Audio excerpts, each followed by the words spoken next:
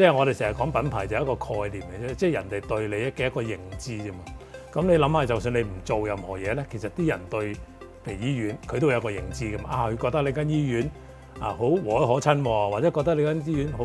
專業喎，又或者覺得間醫院好舊喎都好啦，都係有一個 perception 㗎嘛。咁但係好多時咧就係呢個咁樣嘅認知同譬如話醫院本身佢想啲人對佢嘅認知可能唔一致㗎嘛。有陣時做 branding 我哋其實就係話係大家揾翻一個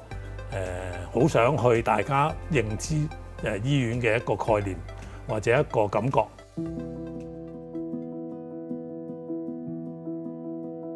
我其實嗰陣時唔係好認識嘅，因為其實我翻嘅教會咧就喺醫院隔離嘅啫，我成日都經過嘅，所以我知道有間醫院喺度，但係我又未幫襯過啦。唔知係好彩定唔好彩，即係我哋同醫院啱啱做緊呢個 project 嘅中間，咁我媽咪突然間有啲唔舒服，咁嗰陣時都好急，咁亦都我都唔係好 sure 喺邊度揾一啲專科醫生幫你睇。咁我哋就問咗一啲醫院嘅同事係咪可以安排到即係好快安排到專科醫生睇啊？咁佢好好，就即刻即係嗰個醫生嗰日，我記得係禮拜日嚟嘅添啊！佢特登就唔放假，特登翻嚟就幫我媽咪睇啦。咁呢個第一樣我好感激啦。第二就去到亦都真係的而且確親身感受到嗰種比較親切嘅一種嘅服務感覺啊！即係個醫生固然個態度都好啦，咁我覺得比較我 surprise 嘅就我出咗嚟之後，跟住有位姑娘出嚟都問翻我媽咪嘅情況啊，亦都俾咗好多嘅建議俾佢啊，亦都有俾安慰佢啊，令佢唔需要擔心啊。咁我覺得成個體驗就我自己第一次感受到咯。無論我以前喺公立醫院又好，或者我自己去私人睇醫生，我未試過有咁嘅感覺。亦都幾日之前一路我哋聽到有阿院長我哋分享，佢哋佢自己覺得佢間醫院比較特別嘅一個突出嘅一個位就係一個比較親切啲嘅一個服務，人性化啲嘅服務咯。咁嗰次我的而且確感受到。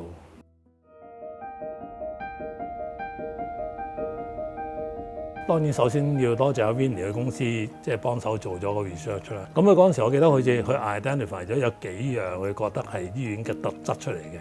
即係第一就係佢嗰種全人嘅關顧啦，即係講緊嗰個同佢哋個家庭醫學嗰個概念有關係啦。第二就係嗰個以人為本嗰種服務嘅感覺啦。第三就係嗰個基督教背景嗰樣嘢都係比較突出啲嘅喺嗰個成個 research。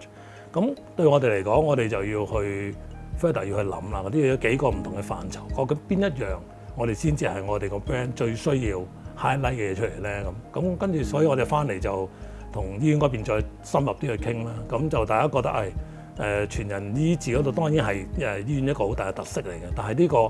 從個 branding 嘅層面咧，你唔係咁容易一句咧就可以令人明白，因為本身嗰個概念都係有啲複雜噶嘛，即係好多 layers 啫嘛，咁唔係咁三言兩語可以講得清楚。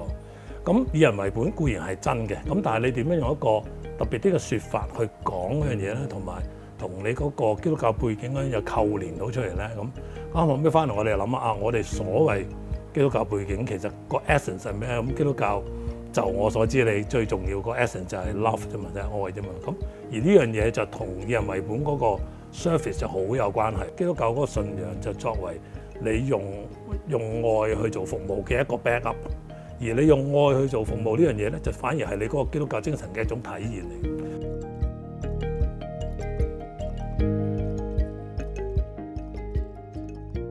即係你如果你一般病人，你尤其是冇宗教信仰嘅人，你點樣叫做喺個醫院嘅體驗裏邊，你 feel 到你嗰種所謂基督嘅精神啫？其實就係嗰種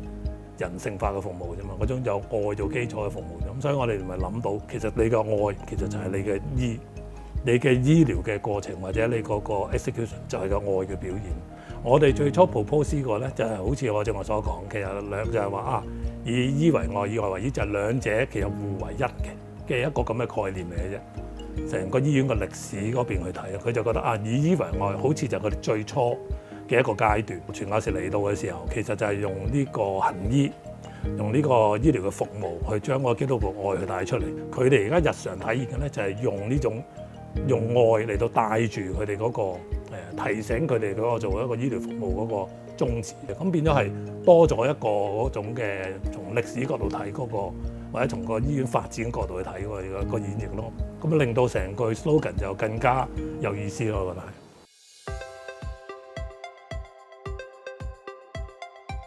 我諗個品牌能唔能夠成功，或者俾唔俾人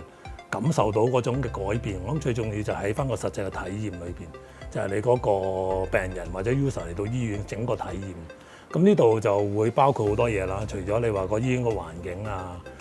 或者嗰個流程啊，最重要就係人同人之間接觸啊嗰種感覺啊。咁所以我哋好期望就係一方面